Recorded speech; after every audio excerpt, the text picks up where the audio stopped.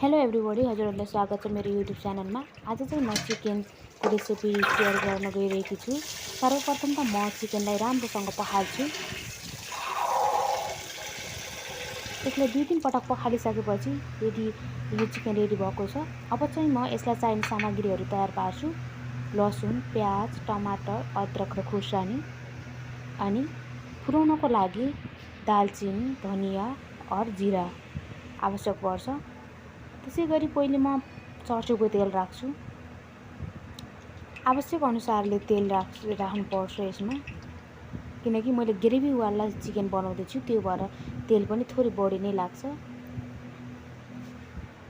तेल तातिसकेपछि मैले अब यो जीरा, धनिया अनि दालचिनी सबै एक ठाउँमा पुर्याउँछु। यो राखिसकेपछि अनि लसुन राख्छु अनि लसुनले हल्का कलर छोड्ने टाइमसम्म यसलाई मैले चलाउँछु अनि यसमाथि मैले प्याज राखिदिन्छु। जबसम्म प्याजको कलर आउँदैन तबसम्म यसलाई पकाउनको लागि एकदम जरुरत छ। यसलाई पनि राम्रोसँग चलाउनु पर्छ जब प्याजको कलर नआउने टाइमसम्म।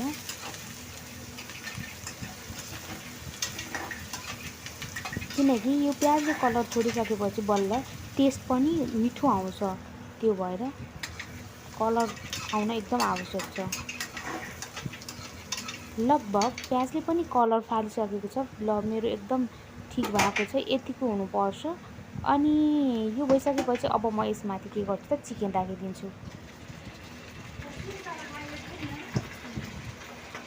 त्यो पखालेको चिकन थियो, त्यो चिकनलाई म यसै गरी राखिदिन्छु।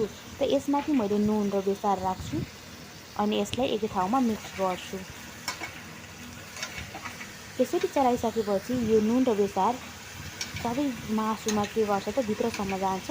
त्यो भएर अब अलि समयको लागि मैले यसलाई छोपिदिन्छु, किनकि यसले पानी फाल्छ। जबसम्म पानी सुक्दैन तबसम्म म यसलाई के गर्छु त यसै गरी चलाउँदै छोप्दै गर्छु। थोरै पानी छ तर पनि अब यसमा मैले टमाटर, अदरक, लसुन राख्छु। यो राखिसकेपछि फेरि यसलाई सबै तरिकाबाट मिक्स गर्छु अनि थोरै समयको लागि छोपिदिन्छु अब टमाटर पाक्नको लागि। अनि म धनिया र जीरा पाउडरलाई यसमा राखिदिन्छु। यसले टेस्ट एकदम राम्रो टेस्ट लिन्छ, त्यो भएर एकदम आवश्यक छ धनिया जीरा पाउडर पनि। अनि यो गरिसकेपछि अब टमाटरलाई र मसलालाई पाक्नको लागि थोरै समयको लागि म छोडिदिन्छु। अनि जब मसला पाक्छ अनि म त्यसमा ग्रेभी पानी राख्छु अनि लगभग मेरो मासु तयार भएको छ। Okay, thank you everyone. Please don't forget to subscribe.